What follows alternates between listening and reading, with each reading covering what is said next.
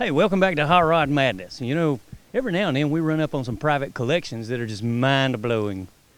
Very unique. People have very unique items laying around in their garage. Joe, how are you, man? Pretty good. Joe Shepard of Fayetteville, Georgia. All right, sir. Man, I couldn't help but notice you at the car show earlier. You got the Packard over there. I'm going, that's a man with a collection. So how can we get back there to see his collection? And he invited us on out.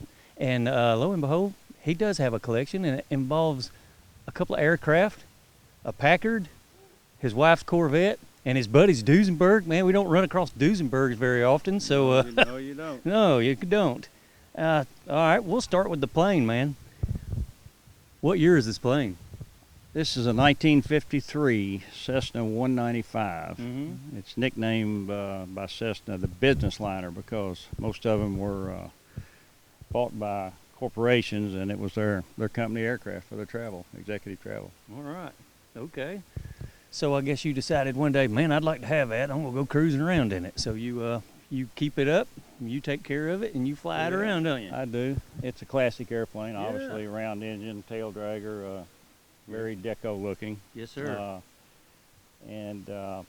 I bought this airplane in San Diego in 1983. Wow. I've had it and maintained it over the years and upgraded it some avionics wise, new leather interior and new engine along the way. And Okay.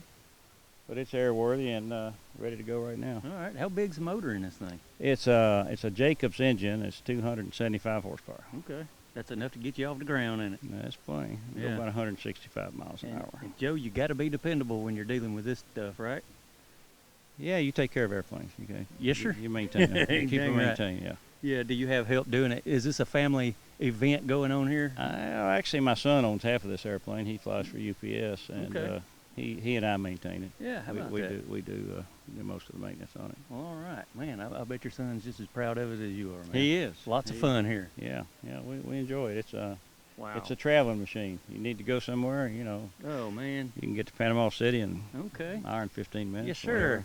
There you go. All Over right. there. So maybe at some point in time, if we got a show to do in Daytona, we can come over and Joe, give us a lift today. No, that won't. No. Oh, sure, that'll work. He said, sure. You hear that? Just add money and stir. Right. I hear you, man. All it takes is fuel money and a little bit of friend power and. All right, Joe.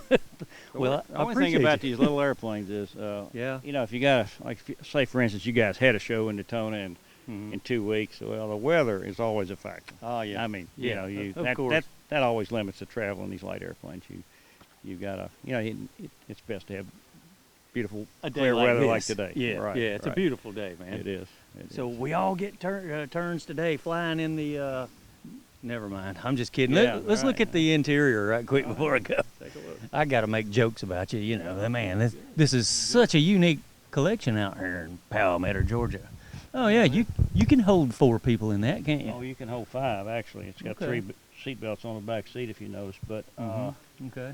what it is, it's a very comfortable 4-place airplane. Mm-hmm. I mean, you put 4 big people in here, and it's not like you're going to be in a Yeah. 172 kind of sitting there, buddies, Right. rub over the Okay. shoulders. But Yeah. it's a very comfortable airplane, Okay. and it's got a very nice ramp presence. Pull up on a ramp at these airports, and Mm-hmm. well, there's Bonanzas and Cessna, tricycle gear Cessnas every day, but these things, people love to see them. It's an attention getter when you pull up to take off on this thing, man. It is. Yeah, It people is. want to know all about it. That's correct. You Yeah. can't get away from a crowd with a classic, man. If it's a can't. plane You can't. or a Duesenberg or a Packard, you're gonna have to talk about it. You are. Yeah, And I enjoy Make- it. I enjoy that's talking good. about it. Yeah. That is great, man. I like to share things. And that's good for Hot Rod Madness too. There's a how many suitcases can we get in this thing? Well, right here. Push this little button, which is pretty cool. Okay, okay. This is pretty nice engineering, really. Oh, okay. See no handles sticking out in the winter. Right, very I've got- aerodynamic. I've got this covered down for the battery being charged when I'm in. Yes, But you can see how big that is. Okay. 20 pounds in there. That's pretty hefty. Yeah, you could get a few bags and stuff in there. Mhm. Well, what's in the tail? The fuel? Well, no, that's No. nothing but Just cables battery back and there. Pulleys and cables. Yeah. Okay. stuff that make you go up and downy. So where is the fuel? In the wings? Where's it at? It's in the wing. Yeah. You got one in each side here. One in each side. Now, All the other right. thing unique about this airplane, I mean, this thing was designed and first flown in 1947, but the step, Wow. we don't want as much, at least drag as we can have on these airplanes, okay? Okay. Drag drags you. Yes, sir. So Oh yeah, that there thing you disappeared. go. There you go. It flipped But right up out of the way, Joe. Well, there you go. That's pretty cool. It is. Yep, and you got to have that step there to get in and out. Absolutely. Yeah. Yep. Okay. Nice little Cessna, man. Like I said, people will appreciate it when you pull up there getting ready to take off, and you will probably draw a crowd, man. Yeah, I think it does look 50s, you know? well, it is. It's very deco looking. Yeah, it is. That's what I like deco things. Yes, sir. Yeah, I do The too. golden age of aviation romantic, I Oh, guess you'd call boy. me. Yeah, especially when we get over here to this thing. Oh, This- man. This is truly golden age airplane here. I met me a new friend today. Man, what a plane. This is a Lockheed. Lockheed 12A, 1936. How about that? Okay. Where'd you find this thing? Actually, I'd flown one of these in the early 80s. A friend of mine had one, and I really fell in love with his airplane. I found this one in a trade plane publication in '88, Okay. and I ended up trading trading a Cessna 195 like that one, except it was orange. Okay. Even for this airplane to have been sitting 9 years Wow. in Brenham, Texas. All right. You found it out in Texas somewhere. Okay. And it took Wow. it took us about a month of working on it to get it airworthy where we could safely fly it home. Mm-hmm. Okay. So you flew it from Texas. I flew it from Texas All here. right. Yeah. Didn't trailer this baby. You flew it. Yeah, we flew it home. Yeah. That's sweet, man. And there's 130 of these built. 8 are left. This is the oldest one. Wow. This thing will be 80 in December. And this one was actually used in the movie. In the movie Amelia. Amelia. Mhm. There was 2 of them. This is one of them. There were 2 Lockheeds in there. Okay. Yep. And yours was the shiniest one. Can't say that. Okay. The other one was pretty decent. airplane, Okay. too. It sure is shiny though. Yeah. That's just polished metal. That's polished aluminum. Yeah. Yep. Polished aluminum. Man, who has to get up there and polish on that, man? You do? I do some of it. Hey. I've got a young man that helps me polish Yeah, you most gotta of have it. some help, man. It'd take a while to get that done. I was in the cockpit earlier, Mhm. snapping shots and all. It looks brand new in there, man. Well, it's all rebuilt. of course. Yeah, it's It's brand been new flying. It's been flying now almost 10 years, but we Okay. it completely restored it. Yeah. Everything. So it's 10 years old now. Well, I would call it a work of art. Yeah, it is. It's, Yeah, it's such a classic. yeah. It's a really nice looking airplane. I have women at air shows come up to me that know nothing about airplanes and say, Mm-hmm. "That's the most beautiful airplane I've ever seen." Yeah, man. I'll bet. Yeah, you're gonna get more compliments on it too, Joe. Yeah. It's a beautiful piece of art, man. Well, it goes. It'll carry 8 people. It'll go 200 miles an hour. It'll go almost 700 miles. So it's. I mean, most of these twin engine airplanes running around today don't do that. Oh, how many gallons of fuel will it hold? It holds 200 gallons, and Okay. it burns 50 gallons an hour. All right, so I guess Amelia We've- Earhart, I guess she needed more than 200 gallons. I don't know what happened to her. Yeah. She had a lot more than that, of course, but Yeah. I don't know. She had like 2,500 gallons in her Lockheed. It was all the whole fuselage was Yeah. was fuel tank. Did they ever determine what happened to her? No, they haven't. They don't Yeah. know yet. Big mystery. Big mystery. Well, Joe, man, we got to honor you for keeping the classics alive like this, buddy. There's no way I would be able to do it. You have to have knowledge Well, on yeah, aircraft and all to know you- what you're doing with you- these you things. do. You And have that some is knowledge. super cool, You have to man. have some passion to do it. Yes, sir. Yeah, you got to really want to do it. That's neat. And maybe a private airstrip outside your garage. That's helpful. That's helpful, isn't it? Yeah, it is. Okie dokie. All right, so you've been a pilot for many years. Mm-hmm. Okay. 55. All right. Flew for the airlines for 35. So Okay, man. We don't want to hear about you on the news, buddy. I'm done with the airline. I've been retired for a while. Well, Joe, man, I appreciate you showing us Okay, man. your collection pleasure. here on Hot Rod Yeah. Madness today, Yeah, man. that's good, man. Beautiful work of art here, bud. Thank you. How you doing, sir? Good to see you. Thank you for coming over here. Yes, sir. No problem, man. Oh, yeah. When we see collections buddies with collections, yeah, we got to come out and check them out, man, and Well, show them off a little. I saw this airplane here, and I thought it'd be nice just to drive up next to it and say, hey, I saw one of the most beautiful airplanes ever designed right there. It is, man. That is a work of art, my friend. Beautiful. And when you pull a Duesenberg up in front of it, it makes it just that much more glamorous, man. Well, we enjoyed driving this Duesenberg. It was originally ordered by Lew Wallace Jr., whose grandfather was Lew Wallace, a Union general in his 20s, but he's best known for writing a book called Ben-Hur, The Tale of Christ, and that's where the money came from. Okay. And he custom ordered this car out of California, the body, and it was delivered June 30th, 1930. Cost just under $18,000 for the car. Wow, you got to be kidding. And we bought the car about 20 years ago, Oh, and the paint's was put on it before then, and we've done it mechanically, yeah. and just love driving it. We've driven the car about 35,000 miles. It's been in Norway, Sweden, England, Ireland. Okay. Been to Canada, Oklahoma City, Wow. Auburn Core Duesenberg Festival in Auburn, Indiana 3 times.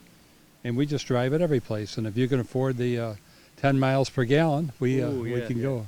Right. But the Duesenberg was mostly known for the engine. Come over here, I'll show you. Yeah, sure. Yeah, pop the side of one of these elongated hoods, and we'll check out the engine. Wow, what an honor to see one of these, man. One of these that is not in a museum, may I add.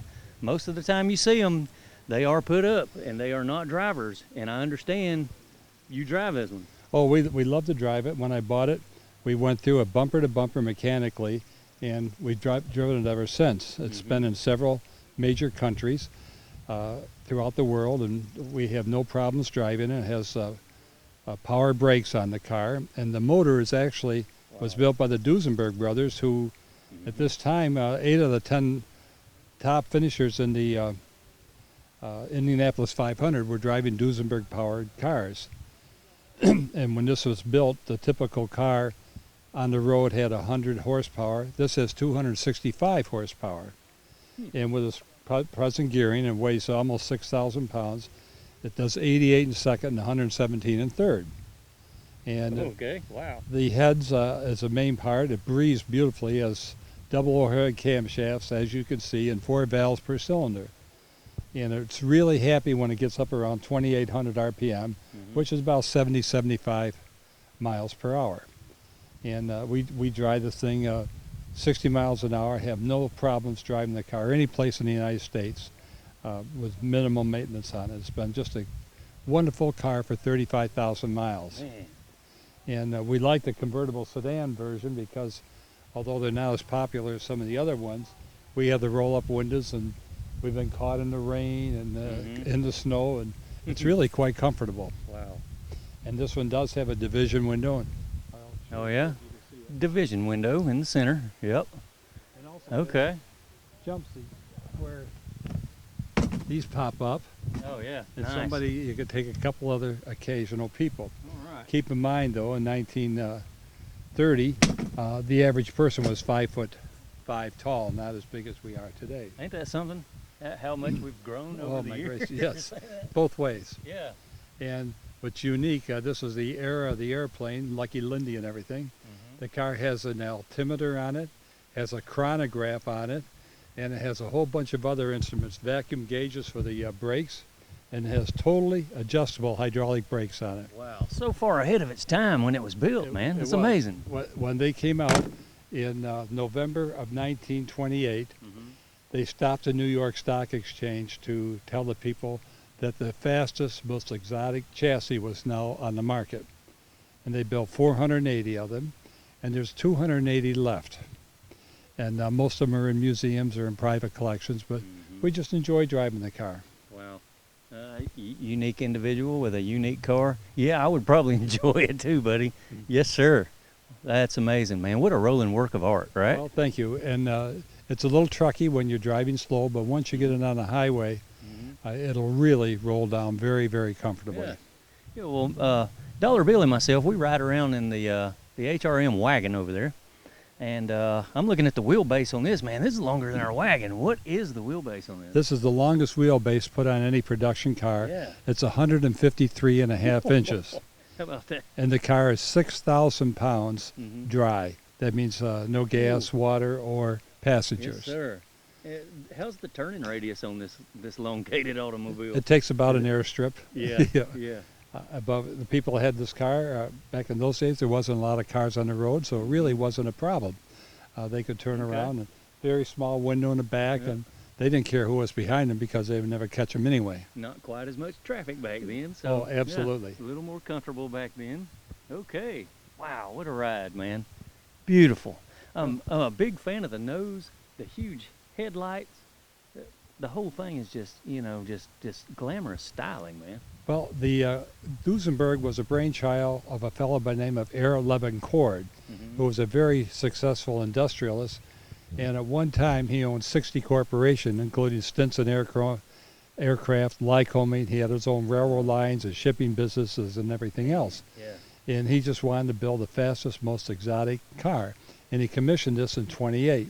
So a lot of the parts on the car are dated to that era. Mm-hmm. And then the Depression started coming in about 30, and they built the 480 cars. And at that kind of price, when you could buy 40 Model A Fords for the price of a Duesenberg, they were just hard to sell. Yeah.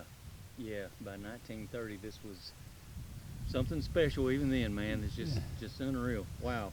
And they took from 1929, fall of 28, to 37 to sell the 480 cars. But by then, the transmissions and everything were becoming functionally obsolete. All right. So automatic, straight shift. What is this one? Straight shift with a non-synchro mesh transmission. Okay. And you have to learn how to You shift gotta- it at certain speeds. Yeah, you gotta know how to drive this baby. Right. All right. Wow, that's amazing automobile, sir. Well, thank you. We Man. really enjoyed it. And I appreciate you sharing it with us Well, today on Hot thank Rod you for- Madness, buddy.